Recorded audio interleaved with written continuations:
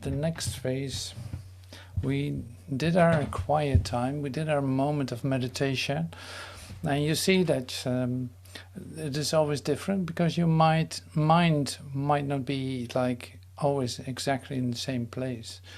So you might connect today really well with your stillness, while it didn't work yesterday or something. There's a lot of variety in it, and this is all right. It is all part of it. Like, you cannot be in another place than you find yourself, than you are in the moment, and that always looks a certain way, and you can't tell how that will be tomorrow. It is always new, that's for sure.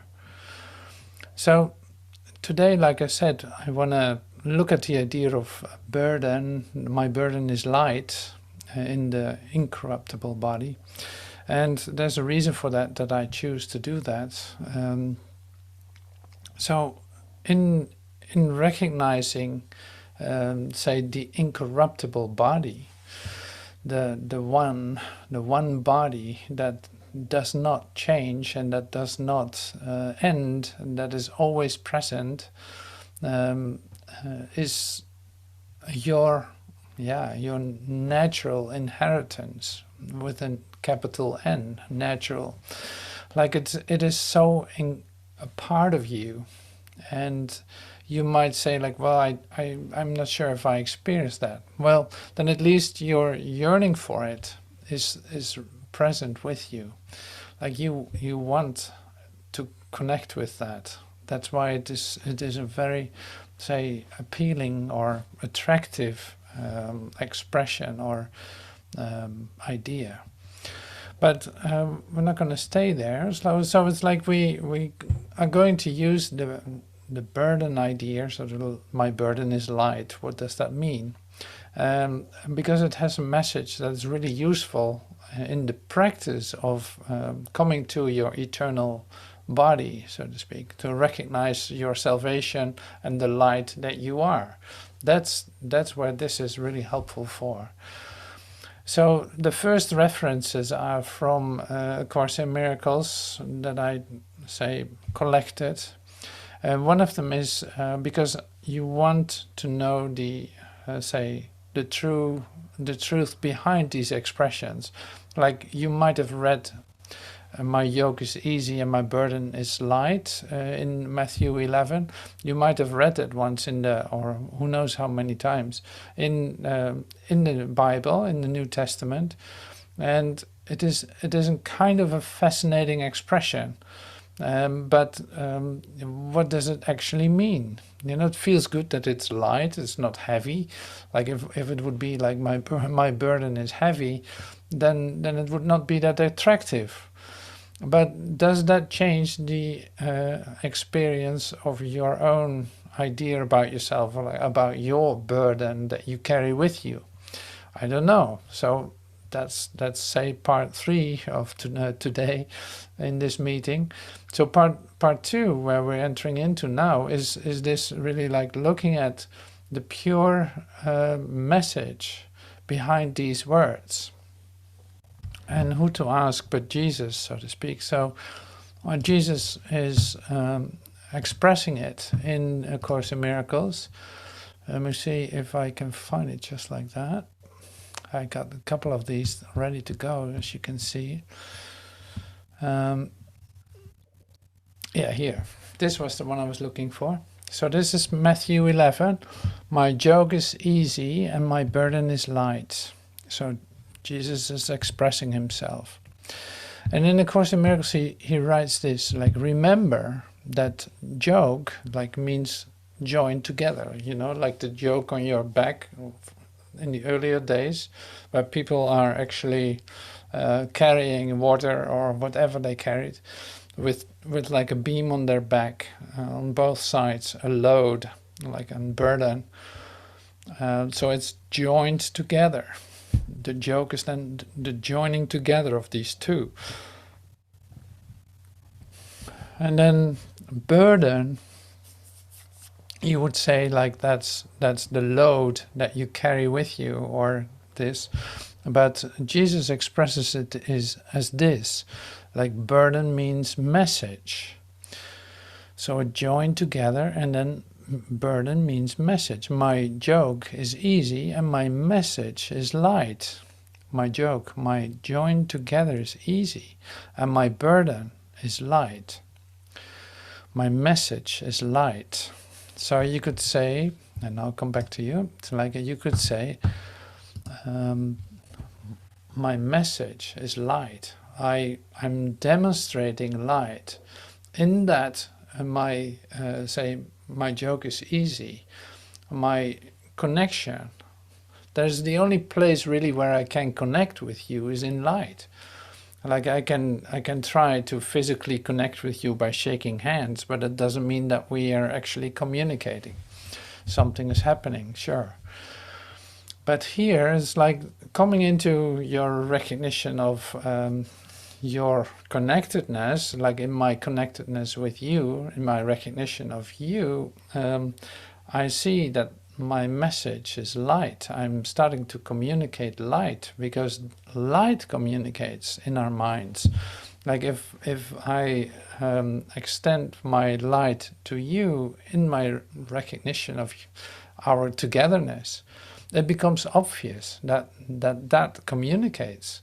You can't explain it, but it's actually happening. So you might have had a fresh experience when we were together in France. Like, yes, absolutely. So the light communicates. That's our device, like our communication device is light. That's a medium. That is, yeah, all of that. And that is really beautiful to see that works. Like, let the light do the work. The words that are being used are not going to do that. Like they can help to convey it or to help you demonstrate it, but in the end it is the light that does the communication. That is what communication is.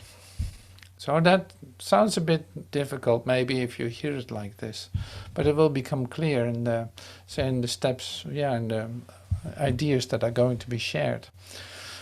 I will not use the word step all the time.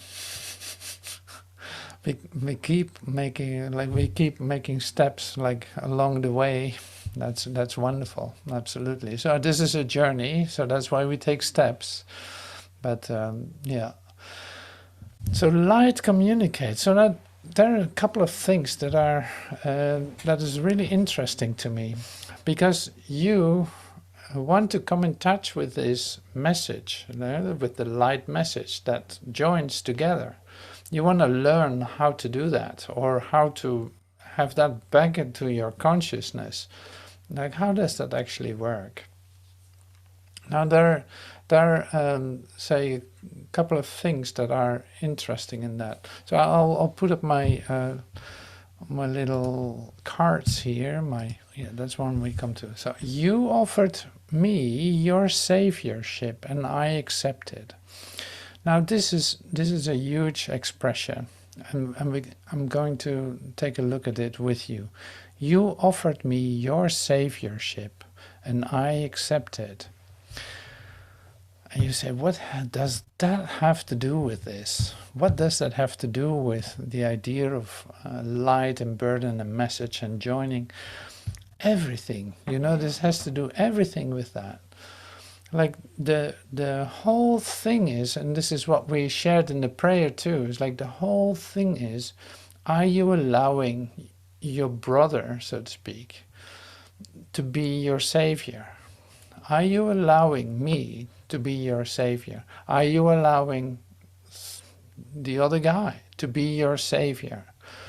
Because in his gentleness, there's something there for you that actually will set you free.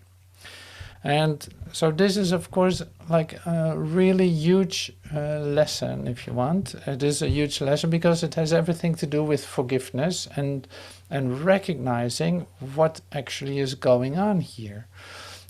Seeing that you are, say, the cause of what you're seeing, like it starts all here. I'm the one seeing everything. So if this is clear in my mind, just like we showed the other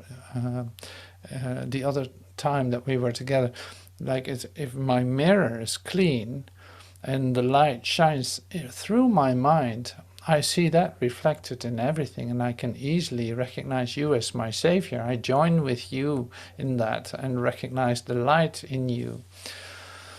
So, and now this is like allowing someone be your savior sounds like a huge story or something, but that's actually not true. So the thing that I want to express to you is this: like, if I drop my attack thoughts, my ways of establishing myself as this separate entity that needs to defend itself, if I drop that, then you will see what value your brother has for you. And when I say brother, I mean, like, it's not gender related whatsoever. Like, that is the beauty of it. So in your vulnerability, it is easy to accept anyone as your savior. Not as a victim, not as like, okay, please help me or this or that. No, this has everything to do with you allowing yourself to be vulnerable and open, and seeing that in say focusing on someone's gentleness more than anything, you will have a way to connect and to recognize that you can have a moment of oneness, of recognition, a holy instant, of communication, like messages, light, joining together, a holy instant, yes. So how does that happen then? How does that happen then? So I looked at this, and then you see sometimes in my say healing practice, I can say, like in my healing practice, people ask me, like, I want an appointment, I want to meet with you, and I want this and this and this, and we do it like that because otherwise, I want to have it on my terms, more or less. Like, that's what some say. It's like, I want it this way because that's the best way. I want it silent, I want this, I want that, whatever the way is. And then you might think now, like, so what does that have to do with anything?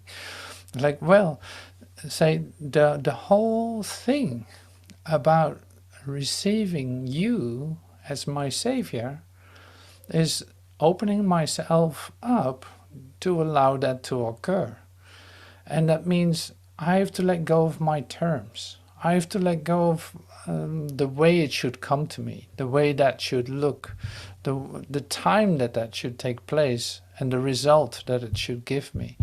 You know, it's like openness, openness, openness. All these terms that you set are just, say, literally making it impossible for you to let me be your savior, or to let anyone be your savior. You're holding on to, this is the way it should come to me, that way, that way, that way. Now I'm frustrated because it doesn't work. So I find someone else where I can do this with, or who knows what it is. Like, that's not too interesting to me, but it's like the whole idea of saviorship is not depending on anything else, but are you open to receive this from anyone without any terms?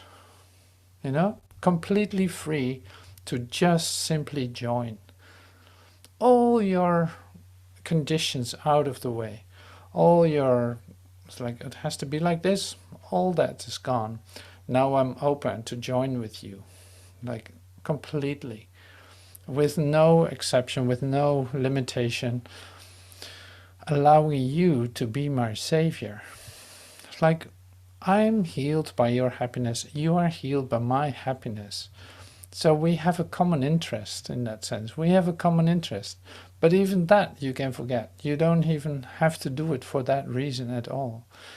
But to be aware that you're setting terms, in fact, to avoid having your brother be your savior is just a delay. That's all.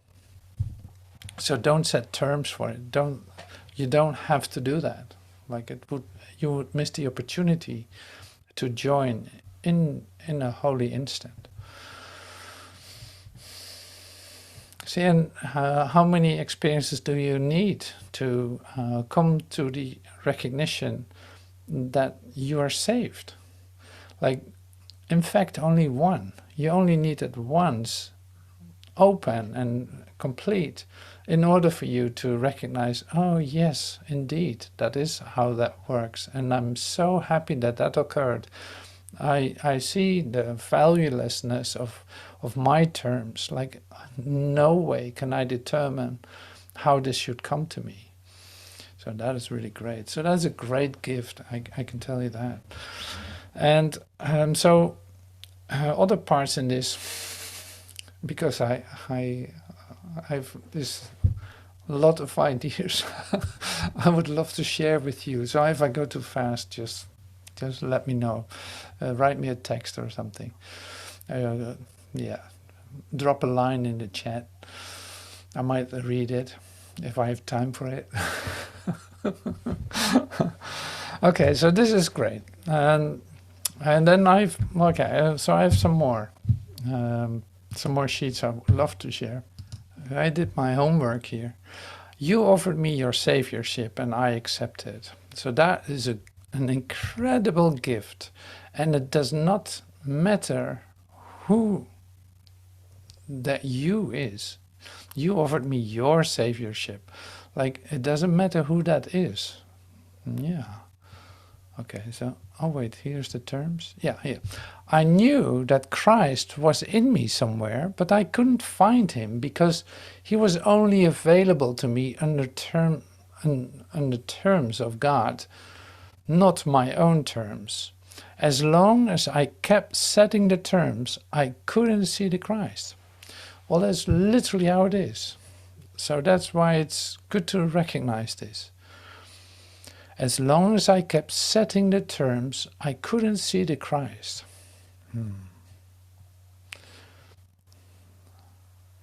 So who does the salvation of the world depend on? So now we come to the idea of burden too. Like, who does the salvation of the world depend on? Is it depending on your partner? Is it depending on your best friend? Is it depending on your bank account? Is it depending on the government or the relationship between countries? Where is that depending on? Where is my salvation depending on? So after a long and meaningless journey, you might end up at, say, at the tip of your nose, like I pointed out the other moment. Like, it is found right here. So now, the salvation, say, that depends on me, because I have to recognize that this is coming from me to me. I send it out and it comes back to me, because there is literally nothing else that can do that. So that realization, we've repeated this many times, but this realization is essential, because now you can become completely aware of the burden that you're carrying. Like, you have this whole load of ideas that you carry with you, and you have thrown this away, like to others and to government and to this and to that, like all this activity of projecting, but it came back to you. So now you're here with this load. You accept your responsibility for, and do you need to do that forever? No. So for one moment, you're actually going to take that, say, which is really like a burden. You could see it like that. It's like a burden, something you carry with you, a load, heavy load of responsibility for all this stuff. Like, in recognizing, coming to the recognition of your incorruptible body, which is way beyond the form, you enter here, and that is you sit with your responsibility. You are willing to accept it. You know, you're willing to accept it. Like, oh yeah, it all starts here. No, I know it starts with me. So that's my only hope of change too. But I don't know how to change this. Like, I don't know what to do with it. So the interesting thing then is what to do with this burden. You know, what to do with this burden. What can I possibly do with that in order to get rid of it? Because I can take responsibility for it, but I cannot keep carrying it around forever. So what are we doing with that? So let me see if I can find the answer, if it's here or maybe later. Oh, yeah, you might end up with this line. God, I certainly appreciate it if you would take this burden away from me. That would be great if you would do that. So is the question then is God going to take this burden away from me?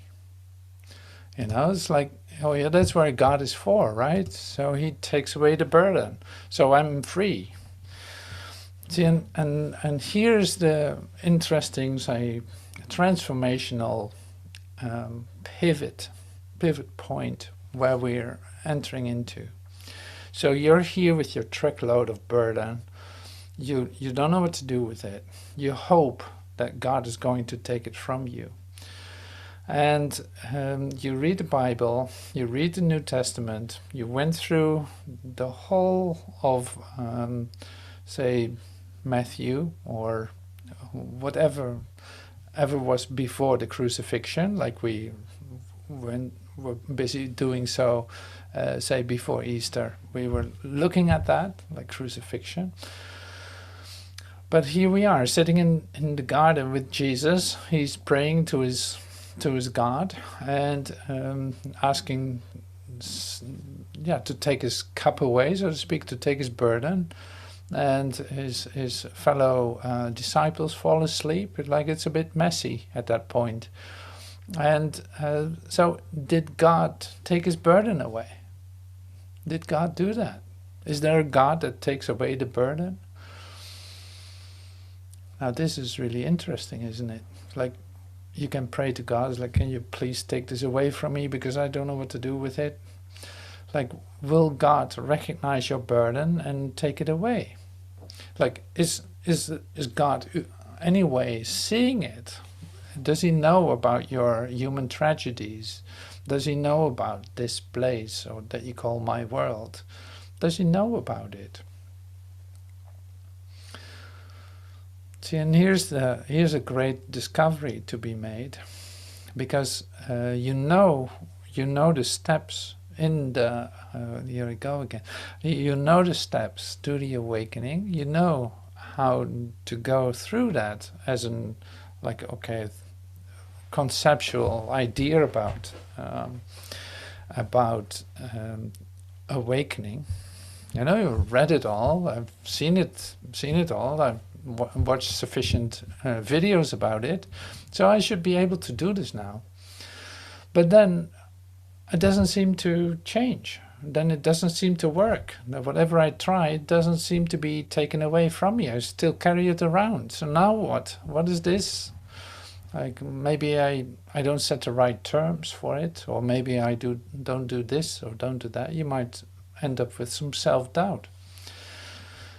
So the whole idea behind this, which is also the end, say, of you carrying the burden, is in fact to give yourself the opportunity to let this burden literally cave in on you, that it becomes so heavy that you don't know what to do with it, and to give it away to Spirit. Like, give it completely away to Spirit. Because God doesn't know about it. Spirit is your help here. So you give it away to Spirit. And allow yourself, in fact, to be born again. Because there's literally no way that you can take your whole conceptual bunch of burden, your whole human conceptual burden, you cannot take that into the kingdom. So there's a transition, just like we had the other day, the equation on the board, like on the whiteboard, the equation, like interesting equation, then a miracle happened, and then there's the answer. So this is a bit like that. It's like here, this is my conceptual impossibility of myself as a human being, and I want to go there. I want to go to heaven. I know there's a place for me there, but how do I get into that? So this whole burden thing will have to collapse in on you, like allowing that to cave in on you. At the same time, you give it away to Spirit for it to be transformed into something useful. And you being born again, say reborn, it's a matter of rebirth into a new you that has nothing to do with what happened before, and that is, say, free of this burden. But it is literally like you awaken to your Christ mind. You awaken to your light, to your connectedness, to your communication with the universe. Okay, so there's one expression that I just saw passing too that has to do with that too. So I'm sharing that with you. The light that joins you shines throughout the universe. So this is in the moment that you allow this collapse to occur, and you hand it over to Spirit. Like, I cannot do this any longer. I'm handing it all over now completely. Then you start to experience light and communication. And the light that joins you shines throughout the universe. It's like you're one with all of that. This is you in your new configuration of yourself.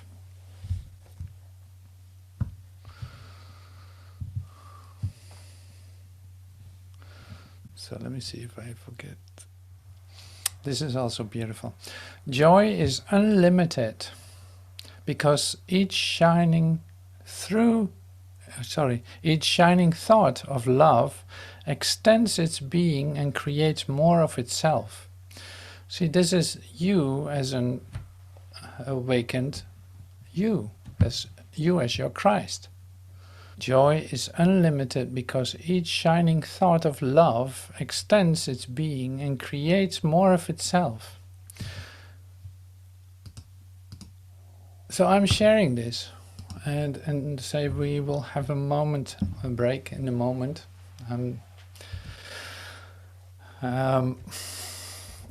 So it's like I'm sharing this because, see, if I put these aspects, just share these aspects of it with you, you might not see the common denominator in it. So it's like the light and love, the extension, the recognition of your connectedness is what binds, what literally communicates, but also what shines throughout the universe. Now you seem to be in front of an impossible job, like carrying this burden, dropping the burden into the arms of Spirit, so to speak, and allowing yourself to collapse into it with that. Being reborn in a new moment where you experience yourself as the light that you are, shining with every thought of love throughout the universe. That's, if I put it in words, it doesn't tell you completely what it is. So it is simpler than you think. This is simpler than you think, and can be experienced. It's like immediately. So we're going to take a look at that in the second part too, by becoming very practical, and in fact trying to do something with this burden that you might carry with you. So